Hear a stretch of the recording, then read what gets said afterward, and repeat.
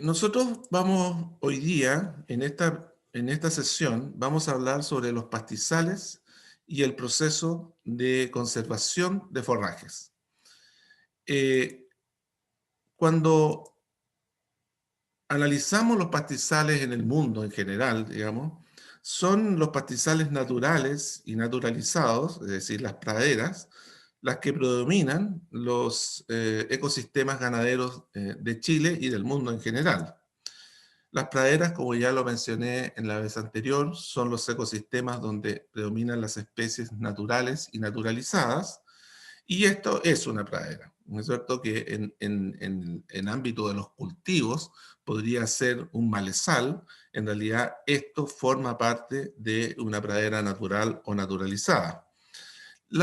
Es importante porque en realidad para el manejo de un pastizal, es importante conocer las especies que lo componen, la composición botánica de estas praderas. Yo les voy a mostrar algunas especies para que ustedes las recuerden y para los que no la conocen, las conozcan. Digamos, por ejemplo, esta es una planta típica de la pradera templada de nuestro país, es el pasto miel, Olcus lanatus, y la más importante, la chépica, que está aquí invadiendo, digamos, ocupando los espacios que no se ocupan por una pastura sembrada, el Agrostis capillaris, la poa, que es muy característica de suelos compactados y húmedos, el Anthoxanthum odoratum, que es el pasto oloroso, que es una planta que tiene un olor, al macerarla tiene un olor a anís y que es característico cuando se hace conservación de forraje y se corta el olor que genera en el ambiente. La cola de zorro, una planta muy agresiva en ciertas áreas de los pastizales. Y, perdón, va ahí. Y, por supuesto las leguminosas que están naturalizadas, como por ejemplo el trébol blanco, los medicagos anuales, ¿no es cierto? Característico es su pecíolulo central más grande que los pecíolos laterales, como se observa ahí, como se observa aquí también, ¿no? El Lotus oleginosus, la alfalfa chilota, que es una planta que es espectacular desde el punto de vista de la producción animal porque presenta un contenido de taninos interesante que no genera, que genera, digamos, que impide eh, la, eh, el, el meteorismo en los animales, no así el trébol blanco y la alfalfa, o el trébol rosado que no lo tiene.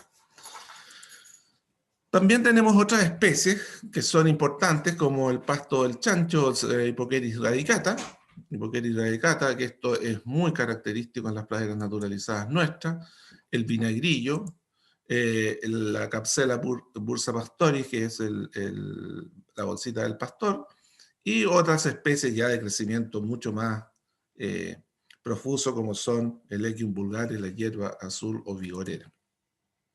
La viola, el pensamiento, y el geranio silvestre, y por supuesto el manzanillón o manzanilla hedionda, ¿no?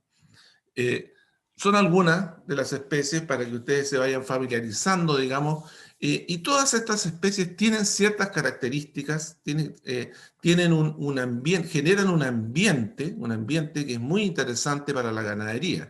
Primero, le dan diversidad y estabilidad a un pastizal, y segundo, tienen una arquitectura, ¿cierto?, epigia e hipogia, que permite explorar eh, el suelo en profundidad y horizontal y verticalmente, digamos, y además logra con eso capturar nutrientes que las pasturas, es decir, las especies exóticas que nosotros sembramos, no logran hacer. Y eso es muy interesante. Ahora, las pasturas. Vimos las praderas, ahora vemos las pasturas. Aquí predominan las especies. Disculpe, ¿Sí? ¿puedo hacer una consulta antes de Por que supuesto, por siga? supuesto, por supuesto. ¿Qué es epigia y epogia? Epigia es la parte aérea de la planta, hipogia es la parte subterránea de la planta, bajo el suelo. Hipogeo es bajo el suelo, epigeo sobre el suelo. ¿Ah? Ah, perfecto. Muchas gracias, profe. Me pueden interrumpir cuando quieran, ¿ah? Por si no entienden algún concepto o voy muy rápido. Bien, las pasturas son ecosistemas donde predominan las especies no nativas, introducidas o también denominadas exóticas. Y estas especies, en forma natural, no logran persistir en un pastizal. Por eso uno siempre tiene que estar sembrándolas o resembrándolas. ¿Ah? Este es un pastizal, sí, un pastizal, pero de pastura, donde están las especies introducidas, y es una mezcla de vallica, festuca y pastobillo, que es bastante estable, puede llegar a durar 50 o 60 años, pero una de las especies o varias de las especies van desapareciendo y se van generando o van apareciendo otro tipo de especies. La composición botánica, digamos, de qué está compuesta una pastura, se relaciona con el objetivo que uno que quiere darle a esa pastura. Y así, nosotros tenemos que considerar que las pasturas permanentes y las praderas permanentes tienen una curva de crecimiento, esta es la curva de crecimiento, tienen una distribución estacional, producen el 60% de la producción es en primavera, el 60% de la producción en primavera, y solo el 7 al 10% es en invierno. Y sus tasas de crecimiento, como ustedes pueden ver, la tasa de crecimiento son los kilos de materia seca que una planta crece diariamente. Sus tasas de crecimiento pueden superar los 100 kilos en primavera, pero no superan los 20 kilos en invierno, como ustedes pueden ver aquí. Existen dos picos de crecimiento. Uno es el otoño y otro es la primavera, pero el otoño es pequeñito. Y dos lugares donde es muy baja la producción, dos estaciones del año donde baja la producción, que es el invierno y el verano. Entonces, como los animales comen durante todo el año, uno tiene que considerar que tiene que tener disponible forraje para todas las épocas del año. Y esto es lo que hace la pradera natural. Esta es la curva de la pradera natural. Por lo tanto, siempre vamos a tener un invierno con baja disponibilidad, un verano con baja disponibilidad. El verano podemos subir la disponibilidad aplicando riego, sí, pero tampoco es tanto lo que podemos subir. Y por lo tanto, para esas épocas, uno establece pasturas o forrajes suplementarios, forrajes que suplementen al ganado durante los periodos de escasez. Entonces, una pastura permanente va a seguir el mismo ciclo de una pradera natural. La única diferencia que va a tener es que va a ser más homogénea en cuanto a su calidad, va a ser más homogénea en cuanto a su disponibilidad, pero siguiendo la misma curva de crecimiento. Y la arquitectura va a ser muy homogénea, muy pareja, muy pareja. Y dentro de esas especies que se siembran para pastoreo, está el Lolium perenne, que es la vallica perenne. Esto que ustedes están viendo aquí, esta es una pastura de vallica perenne que está siendo utilizada con vacas en pastoreo. Esta es una pastura que también está siendo utilizada en pastoreo. Es una pastura de festuca. Este es un Festulolium, que es un híbrido entre festuca y vallica. Y este es el pastobillo, todos utilizados en pastoreo. Ahora, como el crecimiento es igual al de la pradera natural, tiene, un pic de desarrollo en la primavera y por lo tanto va a haber un excedente de forraje en ese momento y ese es el momento en que uno tiene que tomar la decisión de estas pasturas que son destinadas a pastoreo, destinarlas a conservación de forraje, guardar forraje en el fondo para las épocas en que hay baja disponibilidad. Junto a esto, también tenemos hoy día, y que están muy de moda, digamos, dos especies interesantes, que es Cichorium entibus, que es achicoria, y Plantago lanceolata, que es el sietevena, que son dos plantas forrajeras que se siembran, se establecen, duran entre 4 y 5 años, esa es la longevidad que tiene esta planta, pero que tiene una característica, y para ustedes que trabajan en el área del medio ambiente es muy importante, porque primero, modifican la flora entérica, dado que tienen un contenido de taninos interesante y por lo tanto reducen las emisiones de metano. Y lo segundo, que es más importante aún y sobre todo lo tiene el 7-vena, que esos taninos ocluyen, digamos, el nitrógeno y por lo tanto reducen las excreciones de nitrógeno y por tanto reducen la posibilidad de pérdidas de nitrógeno a través de la orina y de las fecas, y con lo cual se reduce la lixiviación de nitrógeno y se reduce la producción de óxido nitroso. Entonces, estas plantas son muy interesantes. Entonces, ¿qué es lo que uno tiene que hacer hoy día? Lo que tiene que hacer es no sembrar pasturas monofíticas, una especie, sino que lo que tiene que hacer uno es sembrar pasturas polifíticas, muchas especies, y donde incluya la vallica, el pastobillo, la festuca, la chicoria, la 7-vena, y además, como ustedes pueden ver aquí, que es una mezcla de trébol, achicoria y vallica. Es decir, es una pastura polifítica y eso da, acá está en comparación con la pastura de achicoria sola, y esta es mezcla, eh, eso permite que lo que nosotros estábamos haciendo antes, que era sembrar pasturas monofíticas o de dos especies, vallica, pastrero blanco era la más común, permite que sea una pastura diversa, estable y con condiciones y con características que nos permitan reducir, ¿no es cierto?, reducir las emisiones de metano por los animales. Ahora, eso es en pastoreo, en praderas permanentes. Ahora, veamos el pastoreo en las especies, las pasturas sembradas para periodos de escasez. Primero, la principal es la avena. Como ustedes pueden observar aquí, la avena, esto es invierno, los animales están comiendo avena, que se le está dando junto a residuos de cereales, pajas de cereales, se le da. ¿Y cuál es el objetivo? El objetivo es alimentar este ganado durante el invierno con este recurso que tiene un alto contenido de proteína y poca fibra, y como tiene poca fibra, aquí está la fibra que se da en los animales. Y por lo tanto, estos animales se sacan de la pradera permanente, se colocan en esta pradera suplementaria y por lo tanto se permite la recuperación de la pradera permanente en invierno para que en el mes de agosto tenga una mayor disponibilidad. Otro utilizado en el invierno es el centeno, secales cereales, y otras son las brásicas, que seguramente ustedes las han escuchado muchas veces, ¿no es cierto? Porque también están relacionadas con la alimentación humana. Como por ejemplo aquí los nabos forrajeros, que son plantas suculentas. Suculenta significa que tienen mucha agua y poca materia seca. Mucha agua en términos de que tienen 88% de agua y solo 12% de materia seca. Por lo tanto, siempre tiene que estar asociado a la alimentación de los animales bajo esta condición con fibra, y eso, para eso se le da paja o heno, que después veremos cómo se hace.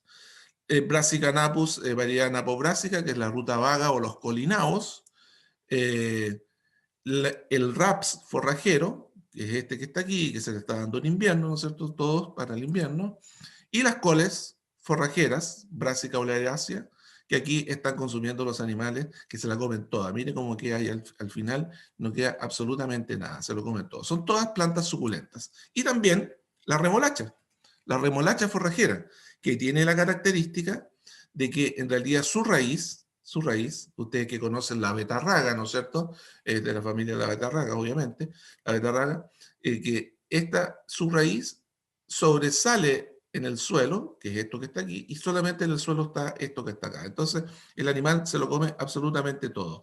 Ávidamente se come las hojas, pero finalmente se come también su raíz. Y miren cómo queda, no queda absolutamente nada. Y también para el verano existen otras opciones como el pasto, el híbrido entre el sorgo y el pasto Sudán, que nos permite dar forraje energético durante el verano.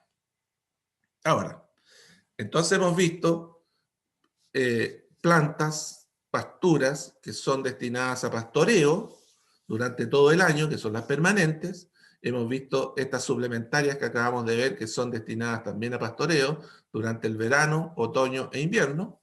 Y también existen plantas que se siembran para entregarlas, cortarlas y entregarlas en otro lugar, que es lo que se denomina soiling y que en algunos lugares del mundo se denomina cotton carry. Como por ejemplo la alfalfa. La alfalfa, que está aquí, es una leguminosa, ¿no es cierto?, que se corta y se entrega al ganado en otro lugar. Pero también tenemos plantas que pueden ser destinadas ahora a conservación de forraje. Por ejemplo, a ensilaje. Y la planta más importante del mundo para conservación de forraje y elaboración de ensilaje, ya les voy a explicar lo que es el ensilaje, es el maíz. Ustedes pueden observar aquí una siembra de maíz y aquí nuestros ensayos, una vista aérea, ¿no es cierto?, de los ensayos que tenemos, que habitualmente hacemos en la localidad de Futrono y donde ustedes pueden ver distintas coloraciones en las distintas repeticiones, en las réplicas, ¿no es cierto? Y es debido a la diferente época de floración de cada uno de los híbridos que estamos evaluando. La cosecha del maíz en un estado óptimo genera un ensilaje de calidad, de mucha calidad. También se puede hacer ensilaje la arveja forrajera, la arveja áfila, ¿no? Esta que tiene sus hojas modificadas, ¿no es cierto? Modificadas en zarcillos. Estos son los zarcillos, ¿no es cierto? Ahí están los zarcillos. Entonces se mantiene erecta la planta para el momento de la cosecha. También todos los cereales pueden ser ensilados, el trigo, el triticale, el centeno, la cebada, la avena, todos. Aquí he puesto la cebada, digamos, como la cebada y el triticale, en el momento en que pueden ser ensilados para la alimentación animal.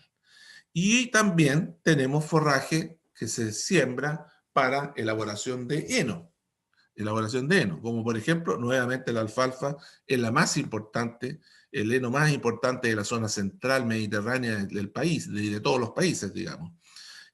Y otras especies que son destinadas tanto como a pastoreo durante el invierno y a conservación de forraje durante la primavera. Y aquí tenemos todas las que son las gramíneas de crecimiento erecto. Por ejemplo, la vallica anual, la vallica bianual, la vallica híbrida y las leguminosas de crecimiento erecto como el trébol rosado, Trifolium pratense, el trébol encarnado, Trifolium incarnatum, también está el Trifolium alexandrinum, trébol alejandrino. Y finalmente, estos productos son entregados a los animales en pastoreo, en soiling, a través de procesos de conservación que los veremos, o a través de mezclas de raciones totalmente mezcladas, como es la que estamos observando aquí, y que se entregan al ganado en patios de alimentación, como lo que estoy mostrando acá.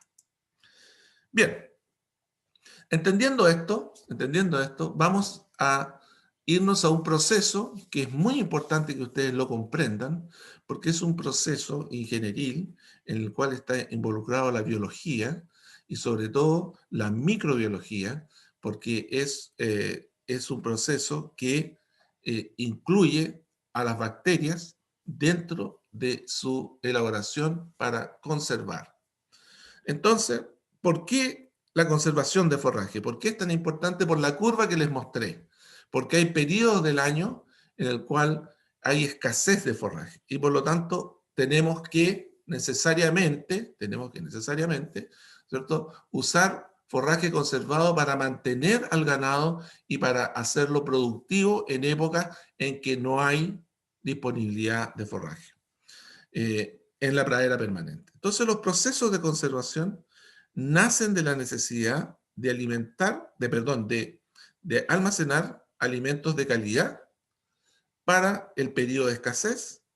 Y también hoy día no solo se utiliza para eso, sino que también es parte de la dieta permanente de algunas especies y categorías animales, por ejemplo, la lechería, que la veremos más adelante.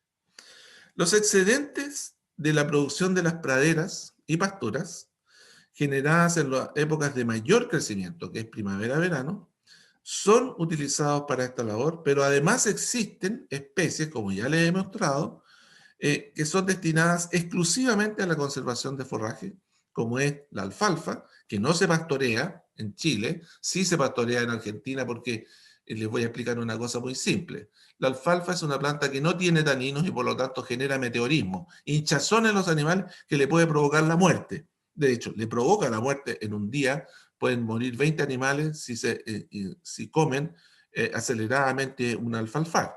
Entonces, un alfalfar como el que le estoy mostrando aquí, no como el que existe en Argentina o en otros países del mundo donde hay una planta por metro cuadrado. Aquí tenemos 500 plantas por metro cuadrado, entonces hay una densidad muy grande. Por lo tanto, esto sí genera meteorismo. Entonces, esta planta es destinada en las regiones templadas al ensilaje y en las regiones mediterráneas al heno. Y el maíz, que es, ya lo mencioné, como una planta que aporta energía para el ganado y que se destina a la conservación de forraje. Bien, el forraje permite regular y mejorar la dieta de los animales en los periodos de escasez.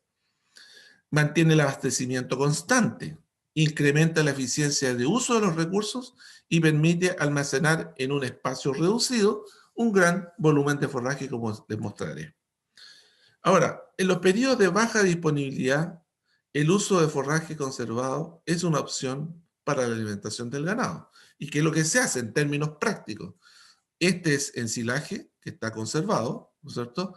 Y se extrae de aquí y se lleva, y aquí están los animales en pastoreo, pero este día que cayó nieve, que esto es la zona sur de nuestro país, los animales consumirán el ensilaje en el camino, como está ahí. Ahí lo pueden observar. Bien, ¿cuáles son los métodos de conservación? El ensilaje, enilaje y heno. Cada uno tiene variantes respecto a la elaboración, a las formas y dimensiones de su almacenamiento, y eso es lo que pretendo mostrarle a ustedes para que entiendan el proceso completo dentro de esto. Veamos primero el ensilaje y qué es lo que es el ensilaje. Es una técnica de preservación de forraje que se logra por medio de la fermentación ácido-láctica bajo condiciones anaeróbicas, es decir, sin oxígeno, sin aire. El silo ahora es la estructura donde se almacena el forraje. Este es un silo. Estas son las paredes del silo. Estas son las paredes del silo. Esta es la base del silo. Y el ensilaje es el forraje. Esto. ¿No es cierto? Procesado y almacenado en el interior de un silo, como ustedes lo pueden ver aquí. ¿Por qué hago esta diferenciación? Porque uno en el campo, habitualmente, la persona, cuando uno le dice, ¿qué le está dando al ganado? Entonces le dice, no, le estoy dando silo. En realidad, no le puede dar silo porque es la estructura. Lo que le está dando es ensilaje. Es una cosa semántica, pero que es importante a considerar. El ensilaje es un alimento que resulta de la fermentación ácido-láctica anaeróbica de un material vegetal húmedo. Seco no se puede hacer. Entonces las bacterias fermentan los carbohidratos hidrosolubles, produciendo ácido láctico y en menor cantidad otro tipo de ácidos como el ácido acético. No todos los estados fenológicos de las plantas pueden ser sometidos a la conservación.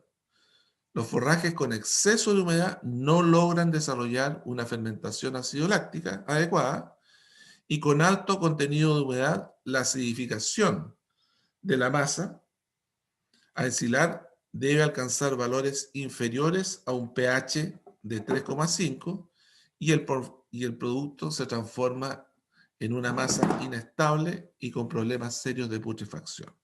Por lo tanto, vamos a ver cómo debemos hacer un buen ensilaje. Para que un ensilaje se conserve adecuadamente, el porcentaje de materia seca del material a ensilar debe ubicarse en un rango de 20 a 45%. Menos de 20 es lo que ya mencioné. Sobre 45 es muy difícil extraer el aire del forraje que yo estoy conservando.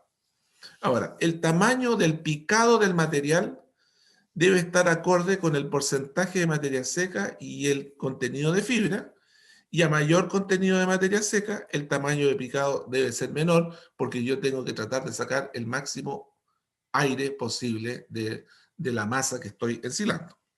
Las plantas, antes de ser cortadas, poseen un pH entre 6 y 7. Y según el porcentaje de materia seca con la cual yo corto la planta y la ensilo, y el contenido de carbohidratos de la planta, es decir, si son leguminosas o son gramíneas, porque son distintas, ¿no es cierto?, en su composición, el pH del ensilaje se va a ubicar entre 3,8 y 4,5. Ahora bien, estas son las fases del proceso del ensilado. La primera fase es una fase aeróbica, donde yo estoy cortando la planta para llevarla al silo.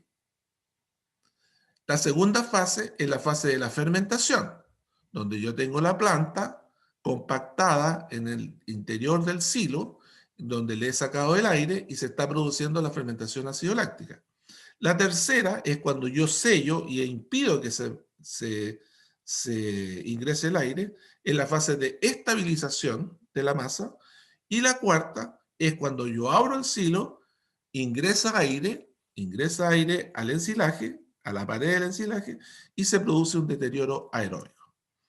Bien, existen muchas formas, muchos tipos de silos donde uno puede ensilar, desde un silo canadiense, tipo canadiense como este, a un silo en bolo como este que está acá.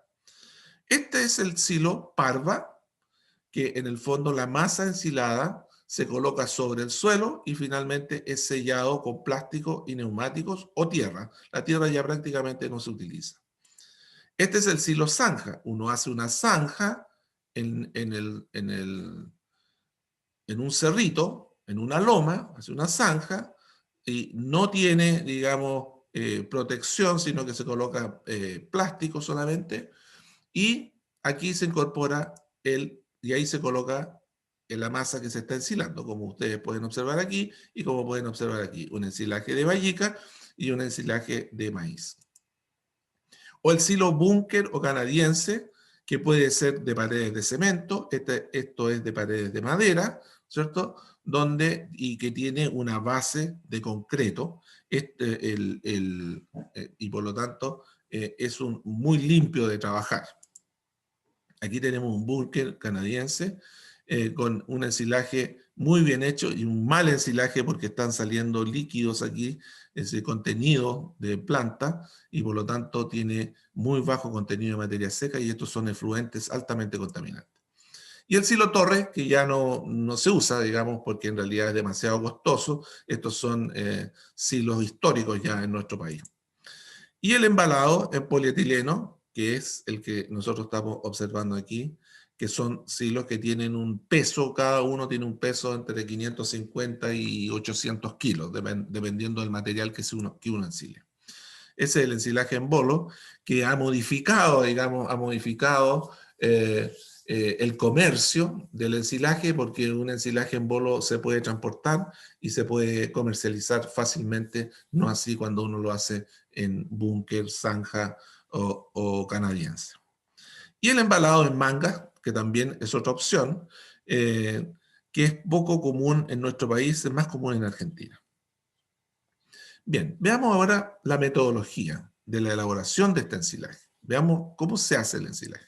En primer lugar, para elaborar un ensilaje hay dos grandes grupos. Uno, que lo hago corte directo. Es decir, ¿qué significa corte directo? La planta, yo ingreso a la pastura, corto la planta y la llevo al silo y la ensilo.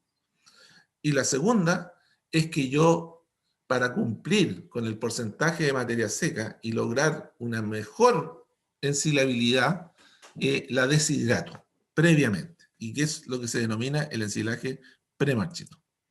Veamos el ensilaje de corte directo.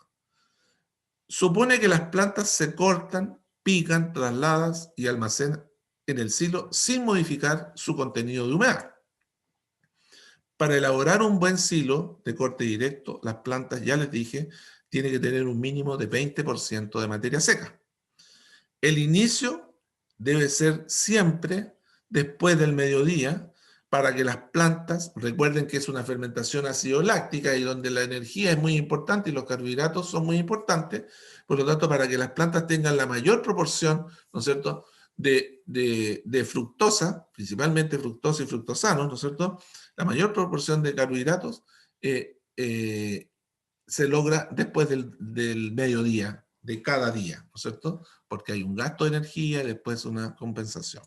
Pues bien, la cortadora, picadora, tiene el nombre de chopper o crop chopper, y es la que ustedes observan aquí, ¿no es cierto?, que va cortando, va a ir cortando el forraje y lo va a ir almacenando en este carro, como está ahí, y el pasto es cortado por impacto, que significa que va, hay una cuchilla que va, esas son las cuchillas que están ahí, ¿no es cierto?, y van cortando por impacto y va sacando el material y lo va colocando acá, ahí. Pues bien, el pasto se deposita en el carro de arrastre, con barandas móviles normalmente, o tolvas, depende de lo que uno tenga, digamos. Y una vez completada la carga, este carro se lleva al silo. Y aquí llega el silo donde se sacan las barandas, se conecta un cable, se saca el forraje y finalmente se termina ubicando, digamos, el forraje en el suelo, en este caso un silo parva. Aquí tenemos, este se descarga automáticamente, este lo tienen que tirar con cable, y ahí se empieza a distribuir y empieza de diferentes formas, ¿no es cierto?, de diferentes tecnologías, y empieza el proceso de compactación de una lámina que no debe ser superior a 10 centímetros de altura. Ahora, previo a la ubicación del plástico en la superficie de los ensilajes, es factible aplicar productos que eviten el desarrollo de microorganismos, y en ese sentido se puede usar el ácido propiónico Molsap o Lupograin. Así, o también se puede usar sal. ¿Para qué? Para evitar la formación de hongos y de levaduras en la superficie de este material que se sella con ese plástico. Ahora, el sellado es fundamental porque el sellado se ubica en la parte superior y en las paredes laterales, y sobre el plástico se ubican elementos pesados para evitar el movimiento del plástico y permitir la compactación en las capas superiores, ¿no es cierto? Ahí, este es un silo que ha sido sellado con plástico y malla, esta red de pescador, acá con neumáticos, ¿no?, plástico y con neumáticos. El objetivo es evitar que ingrese el aire, porque si ingresa el aire se produce esto. Estas son las putrefacciones y la pérdida que se produce por el ingreso de aire a la masa ensilada. Y los ensilajes de corte directo, que poseen menos de 28% de materia seca, habitualmente lo que va a suceder, van a generar un elemento contaminante, seriamente contaminante al exterior, que son los efluentes, como ustedes pueden observar aquí y ahí. Ahí está saliendo, ¿cierto? Una vez que ya está terminado el silo, desde el ensilaje empieza por la compactación, empieza el contenido celular empieza a salir a través de estos líquidos que son altamente contaminantes. Dense cuenta que la contaminación de este producto por litro es 200 veces mayor que la contaminación que puede generar un agua servida de una ciudad. Bien, los ensilajes de fibra larga son más difíciles de compactar y corresponde a una variante del ensilaje de corte directo, y se hace con esta máquina, digamos, que se conoce con el nombre de tiki. Un ensilaje de corte directo que tiene un contenido de materia seca superior a 30%, por lo tanto nunca va a generar efluentes, es el ensilaje de maíz. Y en las dietas lecheras de alta y mediana producción, esto es el perfecto complemento a la pradera permanente. Aquí están distintos híbridos de maíz, y aquí está el proceso de cosecha, ahí está el proceso de cosecha, donde se cosecha cuando el grano aquí está en un tercio de línea de leche, es decir, en realidad aquí está el grano duro. Eso es el amarillo, es que está el grano duro. Y el porcentaje de materia seca de la planta es entre 33 y 35. Nunca antes, y después es difícil de compactar. Ahí está la línea de la leche, ahí, ¿no es cierto? Ese es el embrión.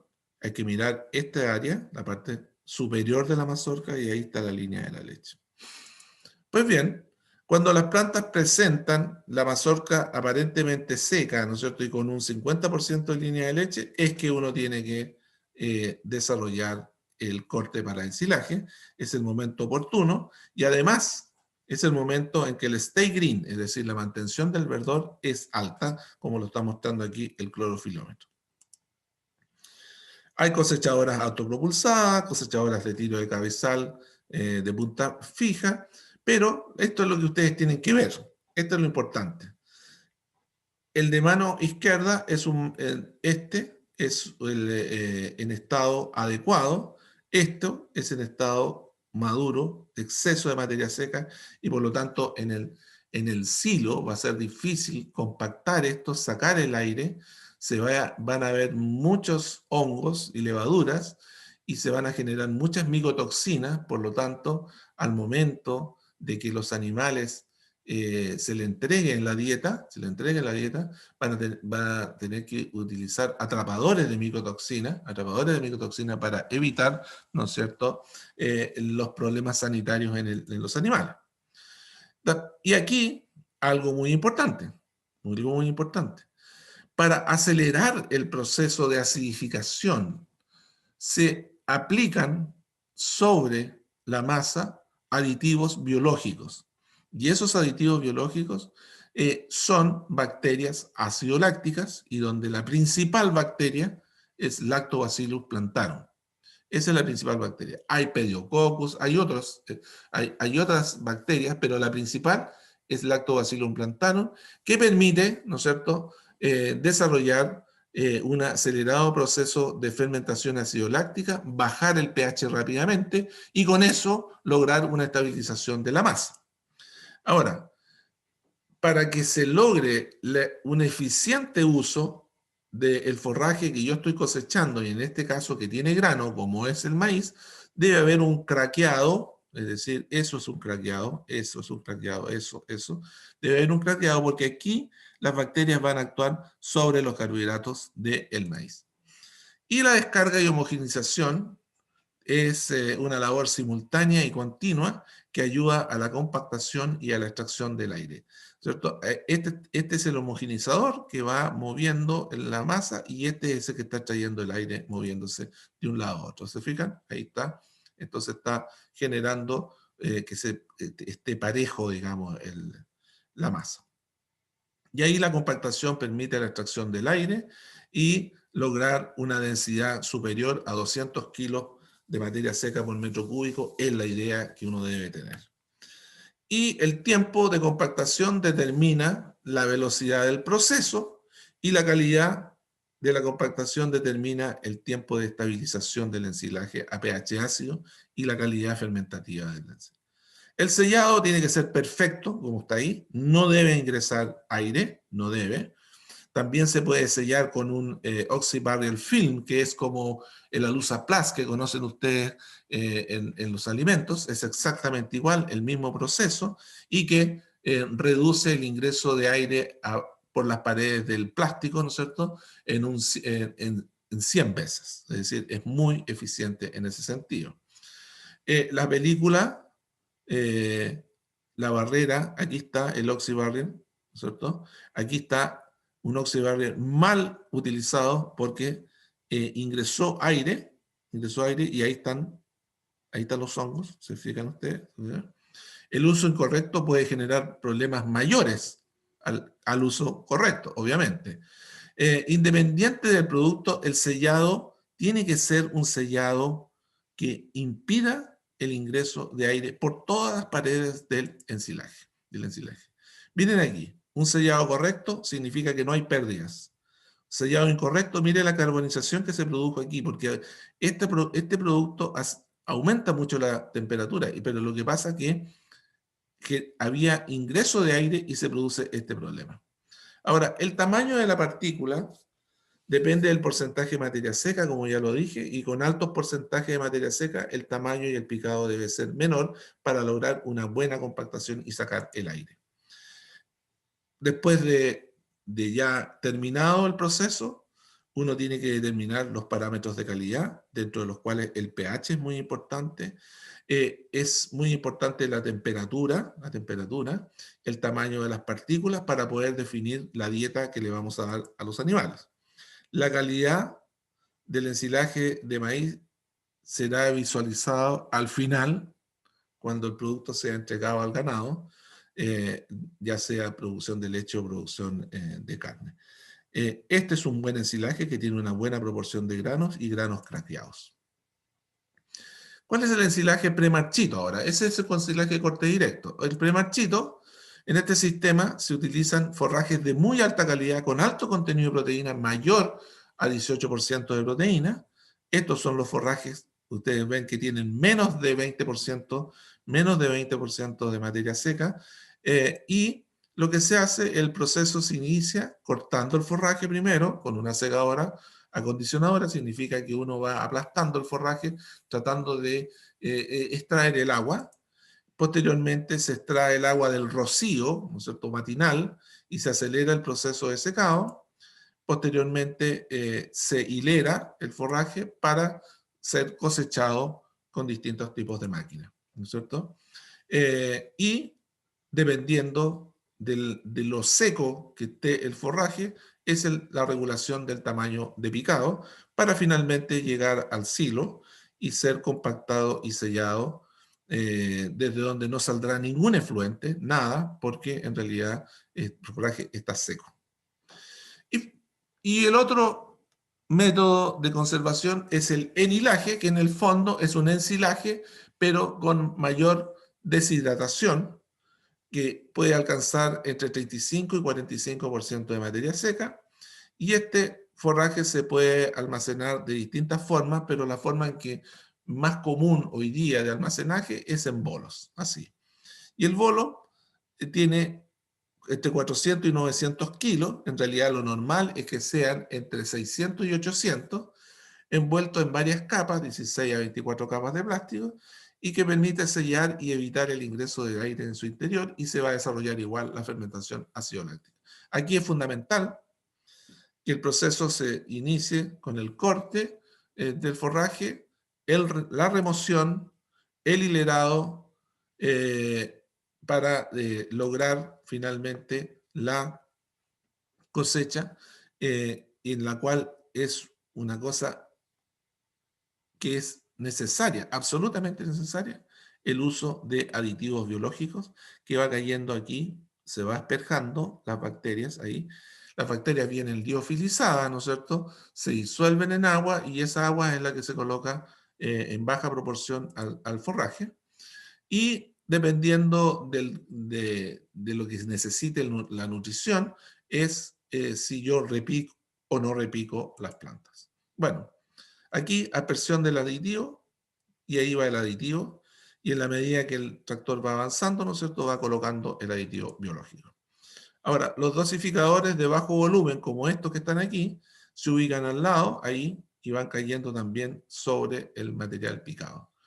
Aquí los aditivos biológicos se comercializan en polvo liofilizado, y 100 gramos de producto comercial se utilizan para 50 toneladas de forraje verde, que es más o menos 70 bolos. Ahora, en los ensilajes de alfalfa y trébol rosado, que poseen un bajo contenido de carbohidratos, es determinante el uso de aditivos. Es decir, sin aditivo no queda bien el ensilaje y la fermentación ácido láctica. Y en el interior de la cámara, ¿no es cierto?, es donde se forma el bolo, y es primariamente cubierto por una malla para que no se disgregue, y posteriormente es embolado, y hay distintas máquinas emboladoras, unos que solo embolan y otros embolan y sellan, como es lo que yo le estoy mostrando aquí, ¿cierto? Esta es la que solamente se emboló y hay una emboladora aparte, solamente se selló.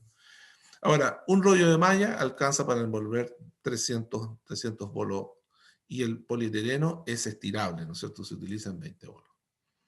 Bien, previo al uso de cada producto, siempre uno debe leer las instrucciones, el grado de estiramiento, las condiciones de manejo y cómo se desechan los productos que se quedan de esta elaboración. Las máquinas cosechadoras, emboladoras y selladoras son bastante eficientes y se logra, ¿no es cierto?, se logra a través de estos pilares laterales que giran, envolver el bolo y generar el ensilaje. Ahora, con el bolo sellado, la máquina lo expulsa y lo localiza en el suelo en forma bastante ordenada, como ustedes pueden observar aquí. Aquí tenemos un ensilaje de cebada de planta entera con 45% de materia seca. El bolo está muy bien formadito. Si un bolo uno lo hace con menos de 35% de materia seca, el bolo queda como un platillo volador, así se expande, se expande. Ahora, el traslado, el movimiento de los bolos y su almacenamiento también pueden causar pérdidas irreparables al forraje y por eso se usan estos selladores, esos selladores para evitar el ingreso de agua. Existen normas que indican de que los bolos no pueden ser, yo puse ese bolo ahí arriba para mostrar que no se pueden usar 4, sino que se usan solamente 3 en altura. Y el ensilaje es de muy fácil manejo, el ensilaje del bolo, y se incluye en las mezclas en las raciones totalmente mezcladas, como es lo que están observando aquí. Y aquí entregárselo a los animales. También se puede entregar en anillos de suplementación para el ganado, o también se puede comercializar, ¿no es cierto? A través de la venta de bolos hoy día es algo que se hace regularmente.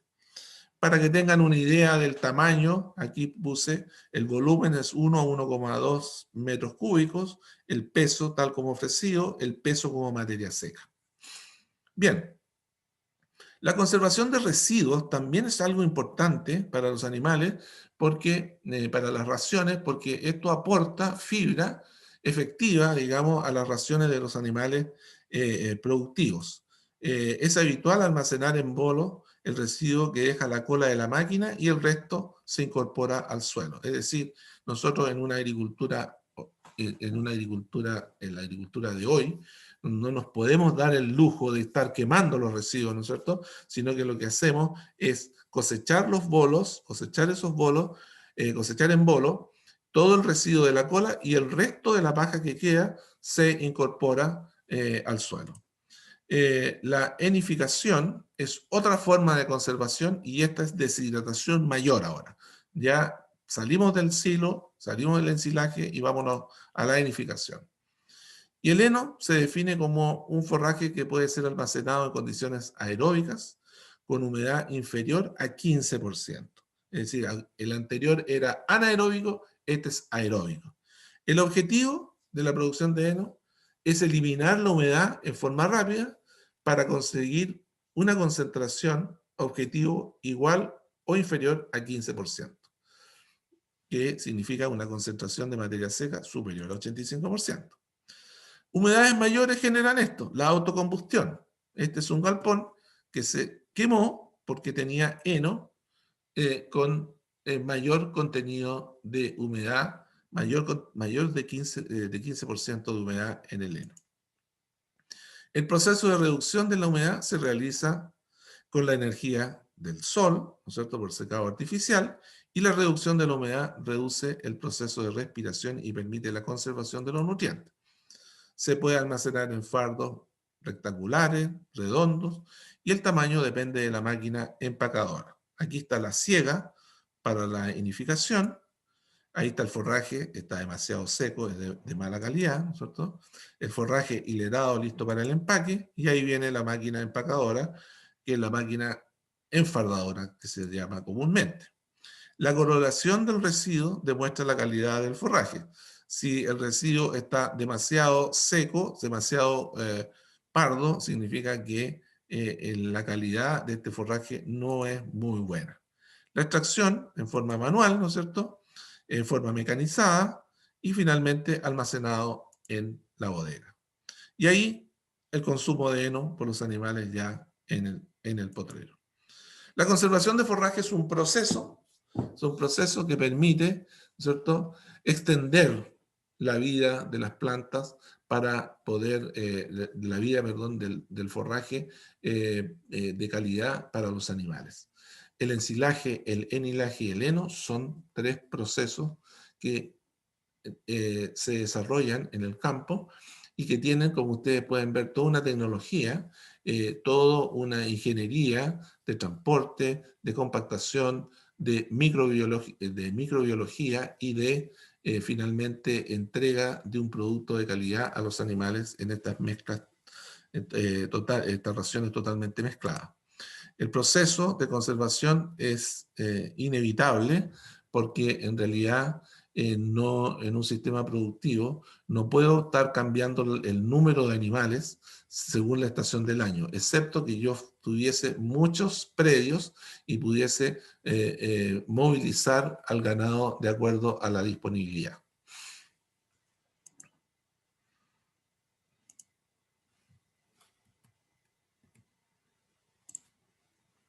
Muy bien. No sé si tienen alguna duda o algún comentario. Profe, yo tenía una duda. Diga. ¿Cómo se produce la autocombustión de estos silos? Claro, lo que pasa es Sí. que la planta es una buena pregunta porque en realidad, ¿qué es lo que pasa? La planta sigue respirando, ¿no es cierto? Si tiene humedad, si está viva, sigue respirando y por lo tanto empieza a aumentar la temperatura. Aumenta la temperatura.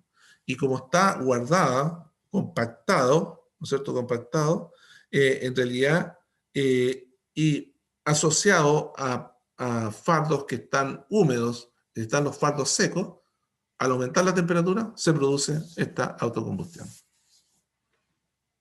¿Ya? Eso es lo que sucede. Y son pérdidas importantes porque la verdad es que todos los años ustedes van a escuchar que se quemó un galpón con fardo y eso es producto de una mala conservación, un mal proceso de conservación. Por eso es importante que ustedes conozcan los procesos. Yo me permití hacer este año, por primera vez con ustedes, mostrarles los procesos porque yo veo de que en realidad cuando uno trabaja en el manejo integrado de los recursos naturales, uno tiene que saber qué es lo que se hace con los recursos. Uno tiene que entender eso. Y ahora las 2 presentaciones siguientes corresponden a producción de leche y producción de carne para que ustedes vean el sistema completo. El sistema completo. Ahora, aquí, para los que son biólogos y microbiólogos y que trabajan con bacterias, aquí en la conservación de forraje, todo lo que corresponde a los aditivos biológicos es un mundo, es un tremendo mundo.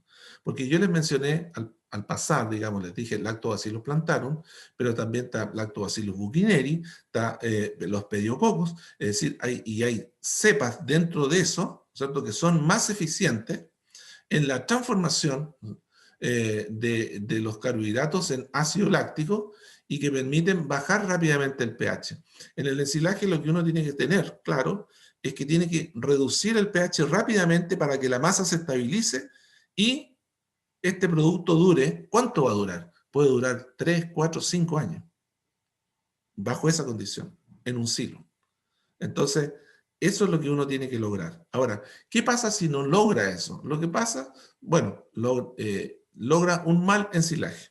Entonces, la ensilabilidad de un material depende del contenido de carbohidratos, pero también depende de cuándo ustedes lo corten, cuánto lo deshidraten, cuánto lo compacten y al momento de abrir el impacto aeróbico que existe, ¿no es cierto?, por la presencia de aire ante una masa que está en una condición anaeróbica.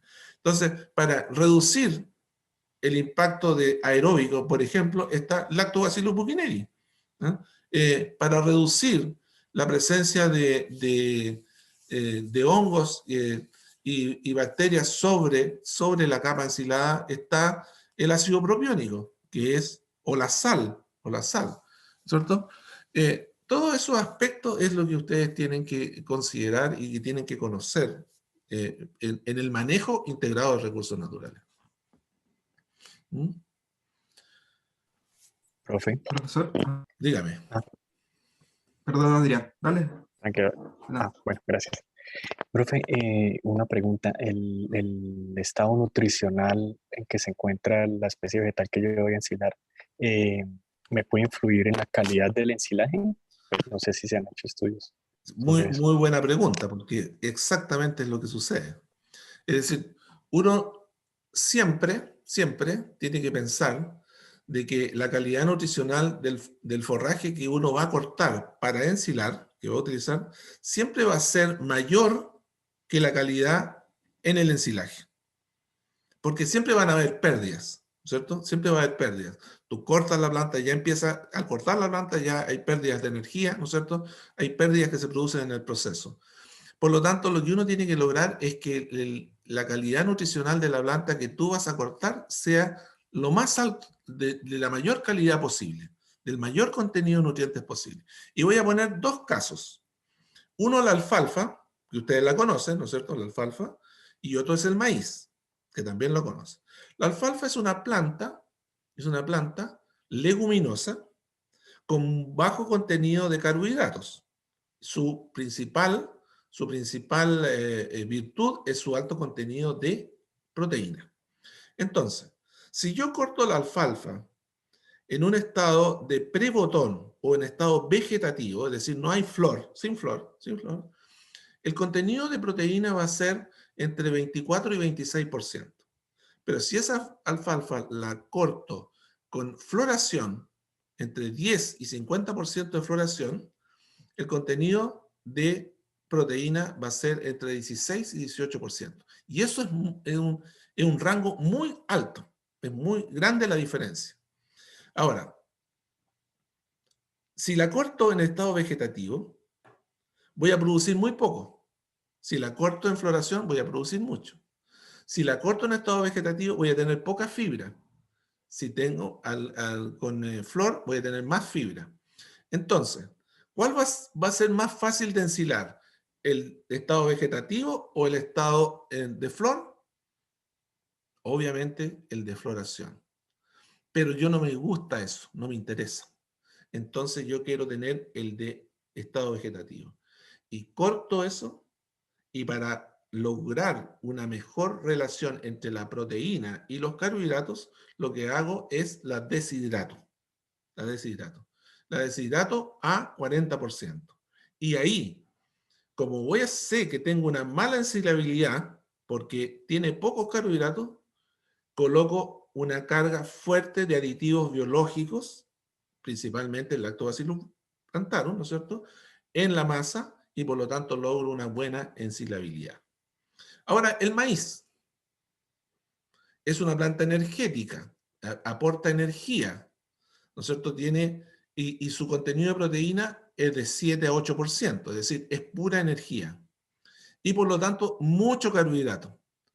Por tanto, el maíz es muy fácil de ensilar, pero lo tengo que ensilar cuando tenga energía. Y la energía está en el grano. Y por eso yo les mostré el grano, que le dije 3/4 grano duro, es cuando la planta tiene entre 32 y 35% de materia seca. Ahí tiene la máxima cantidad de energía. ¿Y cómo se mide la energía en el maíz? En el carbohidrato que más tiene, que es el almidón. Entonces, en almidón. Y en ese momento tiene 30 a 35% de almidón. Pero si usted lo cosecha antes de 30% de materia seca, va a tener bajo 30% de almidón. Entonces, pierde el objetivo que es la energía. Bueno, el momento de cosecha es fundamental para lograr calidad. En la alfalfa, nosotros lo hacemos temprano, en el maíz lo hacemos con 30 a 32% de materia seca. Ahora, el maíz, como tiene tanto carbohidrato, incluso si yo no le aplico aditivos biológicos, va a tener una buena ensilabilidad. Es decir, yo lo podría obviar. Lo usamos siempre, porque es la seguridad que uno tiene. El aditivo biológico es algo de bajo costo, tú lo puedes manejar, no te va a contaminar, no es corrosivo, no tiene ningún problema, ¿te fijas? Entonces es un producto de muy fácil manejo y es liofilizado, es decir, es fácil de colocar en la máquina. Hoy día está todo automatizado con la aspersión sobre el producto, entonces es muy fácil, no tienes por qué no usarlo, es un seguro que tiene. Entonces, volviendo a tu pregunta, la calidad, el momento de corte es fundamental para la calidad que vas a lograr en tu ensilaje. Esa es la respuesta. Ahí, profe, y en la alfalfa uno no puede cortar un periodo media hectárea y después, por ejemplo, espera un periodo más y corta la otra media hectárea. Absolutamente, absolutamente. Claro, es que mire, esa pregunta es muy importante, porque eso que dices tú es así. Ustedes saben que el ensilaje, ¿cuándo se hace? Se hace en primavera, verano y parte del otoño, pero principalmente en primavera. Y en primavera las condiciones climáticas de la zona templada son inestables, a veces llueve, otras veces no llueve, qué sé yo. Entonces y en la medida que tú vas retrasando el corte, se te va produciendo, en el caso de la alfalfa, se te va produciendo una pérdida en el contenido de proteína, porque va avanzando el estado fenológico. Entonces, ¿qué es lo que pasa? Que ya, tu primer corte lo vas a hacer en el mes de octubre. Pucha, está lloviendo, llueve, y hay una ventanita de 2 días, bueno, corto como dices tú, media hectárea, 1 hectárea, la capacidad que tenga yo de embolar, de hacer estos silos en bolo, lo corto ese espacio y hago ensilaje de calidad. Y después pasa la próxima lluvia y hago lo mismo, y así sucesivamente. Antiguamente, cuando no teníamos los bolos, cuando no podíamos hacer, no existía esa tecnología, teníamos que hacer siloparva, y para hacer siloparva necesitábamos reunir muchas hectáreas, y no podíamos parar. Entonces había que esperar que el clima fuera estable, fuera muy estable.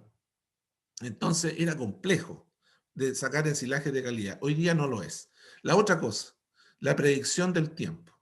Hoy día los predictores del tiempo son bastante acertados. Entonces uno puede hacer programaciones acertadas de su corte del material que quiere cosechar.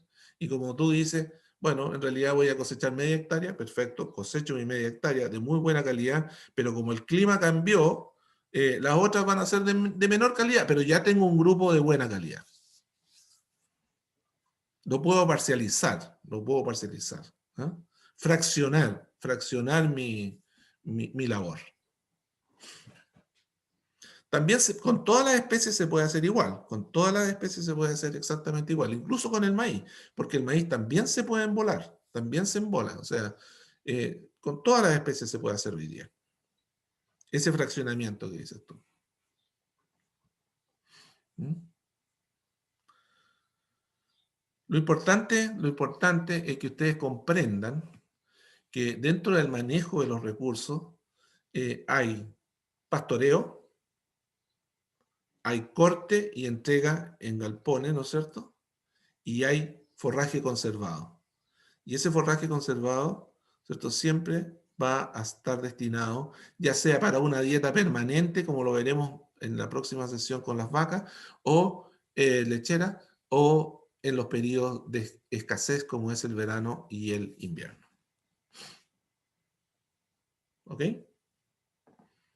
¿Hay más dudas? Si no hay más dudas, paramos unos minutos son las 10, a las 10, a las 10:25 nos juntamos de nuevo, ¿ok?